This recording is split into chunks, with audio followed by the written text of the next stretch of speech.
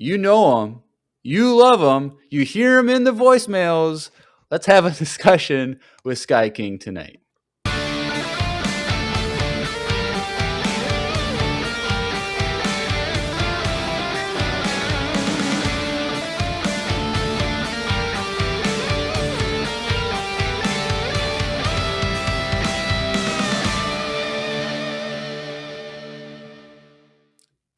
Hey everyone, welcome back to another fan review-tastic episode of Empire Radio. I'm Jeremiah.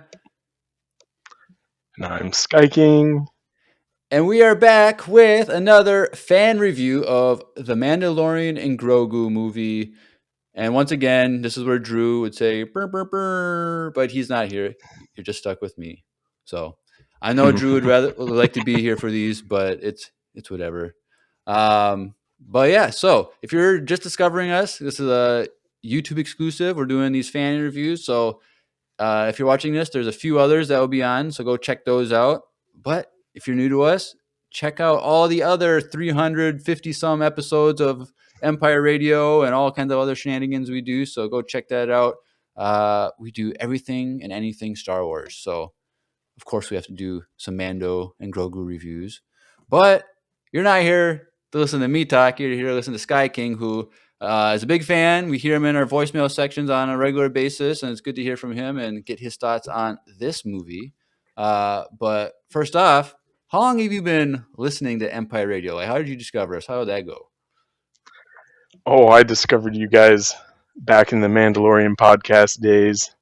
Dang. I think right after the season 1 of the Mandalorian ended, I was looking for I needed more. I needed somebody to listen to talk about it, and looked up Mandalorian podcast, and what do you know? Mandalorian podcast is the first thing that comes up. So I was hooked ever since. Love you guys. Awesome. Well, we might as well just jump into this. So, with a new Star Wars movie, the first movie in over 6 years, it's, is this going to be a good movie? Is this going to be a bad movie? So what were your expectations going into this movie? So, I mean, throughout the whole leading up to the movie, I wasn't super hyped about it. I was excited because, new Star Wars movie, that's always good. But when we got to a few days before it, you start getting the early reviews coming in. I'm looking at those, and they're not very good. And so I kind of temper my expectations right there. And I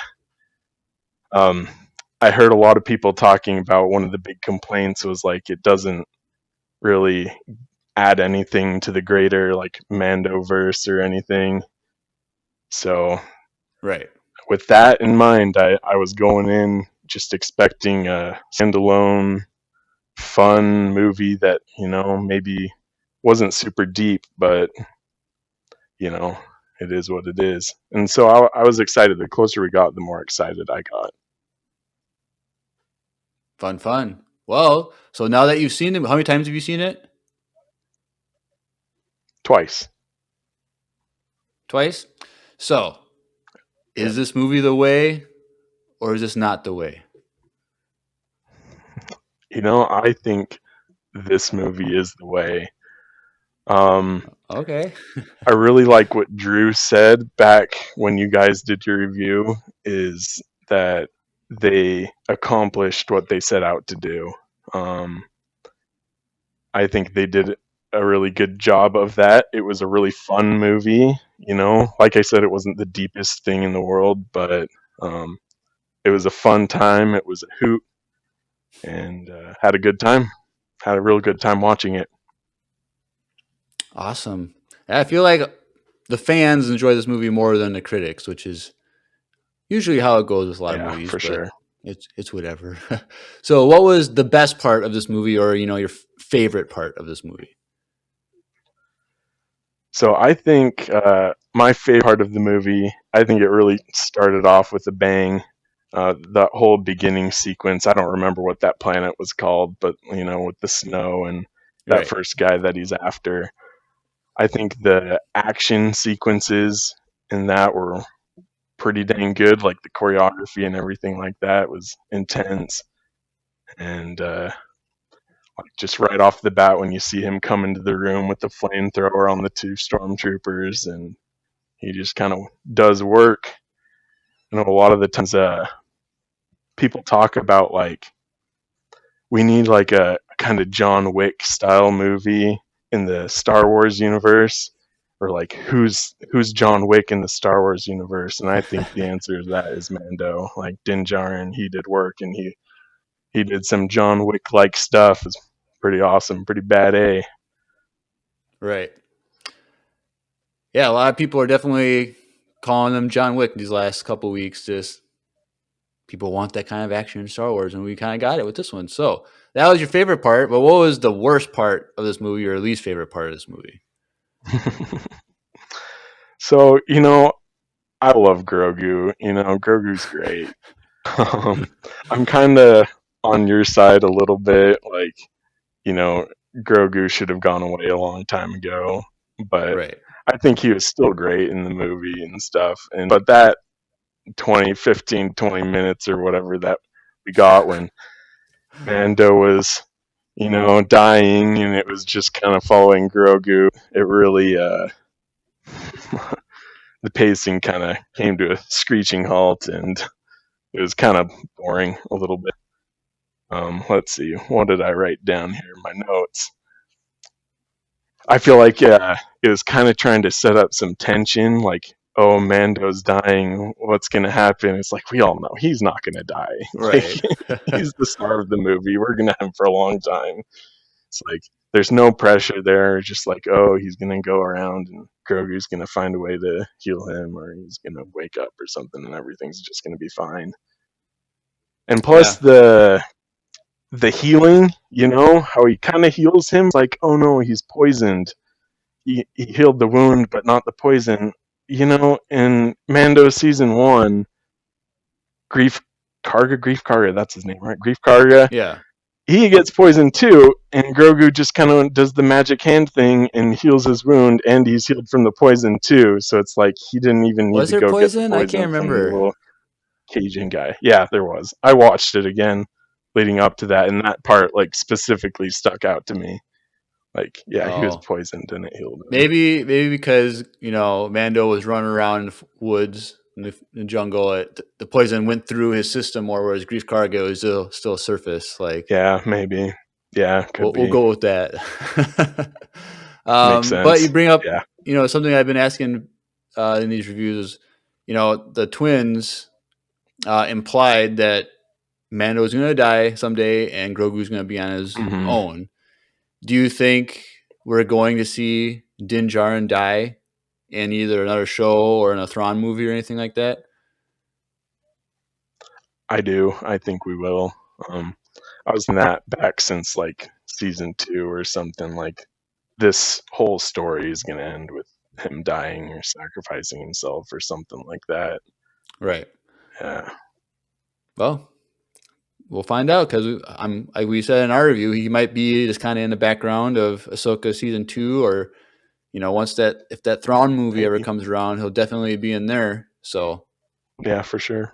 Yep. we'll have some avenues if we're gonna kill him off. But like I said with the other one I just did with Wes, that face is a moneymaker. So I don't know if they're gonna, even though it has a mask, it's Pedro Pascal who's making the money for Star Wars. So they might not Yep. kill him off, but who knows? um, Next question: was there anything you wished we got more of in this movie? Yeah, I think the same as everybody else. You know, I think I wish we just got something more to tie it in.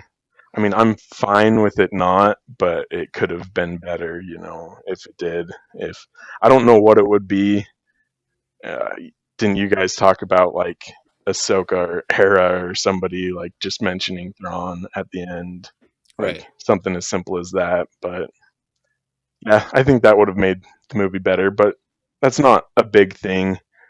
I also kind of wish we got more Zeb. I love Zeb. He's like top 5 favorite character for me. Oh I yeah, love Zeb. dang. And honestly, we got more of him than I thought we were, but I mean, it could have been better if we got even more of him because I mean, Zep's awesome. And if Yeah. I was waiting for him to say Carabast at some point, I don't think Oh he yeah, I ever forgot did. about that. Why not? Like that one were pretty cool. But yeah, I guess I just didn't want to distract from the main leads of Mando and Grogu, so they. Yeah, But whatever. I feel um, like he was a main character in that. He could have been, but right. yeah, I get what you're saying. So next up, did you like Raya the Hutt as a character, and then his story as like the main focal point of the film?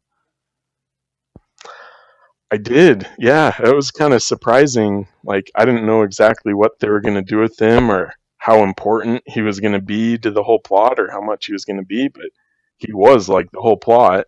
And I think whoever was the voice actor did a good job. Um, I think just seeing a jacked hut going around smashing dudes was cool. Kind of, I guess I didn't know what to expect. Like, how was a hut going to be moving around like quick enough to be in these fights? I mean, I was kind of thinking like maybe he was going to slither around like a snake or something, but it was kind of cool what we got, with him. He's kind of using his hands and like galloping a little bit or like rolling to get to where he needs to be. It was pretty cool. Yeah, I liked Rada. He was, when we first met him, the good old Dewanawanga, I thought he was going to be just like his father. But, Rata, by the end of the movie, or honestly, by the first few sentences he spoke, he's his own man. Right. Yeah. Um, yeah. I was just. I found how they made him move around interesting too. Like we saw like some huts in like the Clone Wars move around, but that's just animated stuff. Yeah, So, but like yeah. they kind of, like you mentioned, like they kind of used him like galloping with his like crawling kind of, but they also did like a caterpillar move. But then when he was fighting, he did like the roll too, side roll, which Hmm. I would have never even like thought to like incorporate that, but that's what they did, and so it's interesting how they were able to make it work with a weird alien species like that. So what did you think of like him not wanting to be like his father and being kind of like against the crime syndicate thing? Did you like that? Yeah, I mean, not being like Jabba is probably a good thing. Um, I know we have a question later on, and maybe I'll save a little bit for that about the huts. But yeah, I think that's great. I think that pretty much all we've seen from huts so far has been that kind of crime lord, you know, kind of persona, character. But so it's really Right. cool to see a hut that's not that and kind of doing his own thing. Cool, gentle, playing with Grogu and stuff like that. That was really cool. Yeah. All right. Well, then that leads us to the big question that people want to know: has the Hut crime syndicate officially come to an end? Yeah, I think it probably has. Were the twins? Were they like leading the whole thing? They were like the heads of it. Yeah, that was like Yeah. implied that they were the heads, but like they were kind of more. I think it was implying they were in charge because Rada like maybe like ran away or you know Mm. didn't want to be involved, so like they had to like take over to be like a stand-in until like they could get him. But like obviously because he's Oh, not sure. wholeheartedly, they're like we gotta get rid of him and then we can keep the legacy Yeah. going. So Okay. Yeah. No, they're done for. I think. I think they needed to get rid of them because we had them in Book of Boba Fett for a little bit to just kind of introduce them. I think the Star Wars creators they're getting rid of them to pave way for Boba Fett and whatever his group is to kind of fill in the power vacuum there. yeah, because when we did our breakdown, we were trying to figure out like what exactly Boba's role was.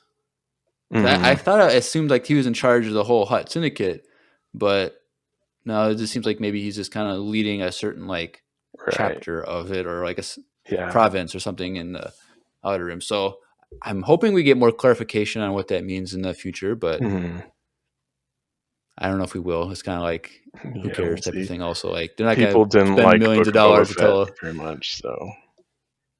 Yeah, but who knows? But I think they're probably dead too. But it'll be interesting to see if we get Rada in Ahsoka season 2 or in the Thrawn movie, like to see his role in the New Republic. Yeah, I think we will see more Rada. I don't know how or what he'll exactly be doing, but yeah, I don't think we've seen the end of him for sure. And maybe they'll probably do like a book of like takes place from when Ahsoka rescued him all the way to the events of the Mando or something like that. But I don't know if they'll do a Hut book though. Hmm. um, all right, well that's all the questions I had, but I also left it open if you had another topic or two that you wanted to discuss. Was there anything you wanted to go over? Yeah, so before you sent me the questions, I was having a little anxiety for no reason. I was just like, oh, what if he forgets to send them? Like, what are we going to talk about? Like, so I decided I would make a list of my top 5 favorite things in the movie and 3 things that I Okay, didn't like. We've already talked about most of them, but right. I'll start off with number 5 of what I really liked was the music. I think Ludwig Göransson is pretty dang good, and I love the music in Mandalorian, and I think the music in this movie had some bangers, you know. um, 4, Zeb. I mean, I love Zeb, like I said. Um, 3, I think the puppeteering for Grogu was like really cool. It was a little bit different than what we've seen in the show. I liked his little nods and shaking his head were so cute, and and banging on Din Djarin's helmet in the beginning scene, like with the bombs. Adorable. I think Right. the puppeteering was great and absolutely adorable. Um, I mentioned the fight choreography already was fantastic all the way through the movie, not just in the beginning part. The final fight, in like the throne room with Embo, and then with the 2 giant droid things was really awesome. And in the Djarik match, that was really cool too. I didn't Oh realize they yeah, said definitely. Djarik like in the movie. I didn't know what that was. Like I didn't recognize like that's what he was talking about. So then my wife Right. like bumps o- bumps over to me and she's like, "Hey, I think that's the thing that was on like Han Solo on the Millennium Falcon." I'm like, "Oh yeah, I saw the one pick up and throw the other one. That's exactly what it Yeah. is." Like, holy crap! Yeah, very proud of her for that one. Yeah. Awesome. And then my favorite thing, not necessarily my favorite scene, but like my favorite overall like thing in the movie was the Enzellans. I think they're so funny. Oh yeah. The one good thing about Rise of Yeah. Skywalker, and they're making their comeback. Like big pipe, huh? My favorite line when they come back and blow up the rat that attacked them in the pipe. Like I'm doing Right. my part. Yeah. Okay. And then 3 things I didn't like. I think I mentioned most of it already. Just that it didn't, expand the Mandoverse at all. I didn't like that whole Grogu alone sequence, and honestly, I didn't really like Nal Hutta in general. It was a cool place and Oh, whatever, but just like for me personally, like the color scheme and the vibes were just kind of dingy and dreary, and I didn't really like it. I just couldn't wait to get away from there. well, I guess that's But it pretty was fitting fine. It though wasn't for too huts big of a though. deal. Like Yeah, yeah, fits right in with exactly. the huts. So I Uh-huh. guess. Slugs and slimy and gross and yeah. But here, I got a couple All questions right. for you. Oh. Um, I saw a friend of mine on Facebook. He asked this question: he's like, why does Din Djarin keep grow a mustache under his helmet if he's not supposed to take it off and nobody's supposed to see him? Like, why does he have a nice, well-groomed mustache under there? I don't know, man. I It's a don't good know. question. I don't know. Some people just like to do things for themselves. Like he's like, I can't show I anyone this, guess. but I at don't least I know. know I look cool, I guess. Hmm. Well, I've said maybe his dad had a mustache, so he was like trying to honor him. But I went back to season one, and it shows his parents. No, he didn't have a mustache. Well, he did. He had a Oh, beard, but oh okay. yeah. I don't. And then my Interesting. other question was after Mandalorian season three, the ending of that, we see like all the Mandalorians getting together, and they're like doing the baptism thing for the little kid who got it cut short at the beginning. And they don't Right. mention the helmet the second time, that he can't take off his helmet, and we see all the groups kind of coming together, and half of them don't have the helmet off. So is the helmet thing at this point like even a thing, that he can't take off his helmet anymore?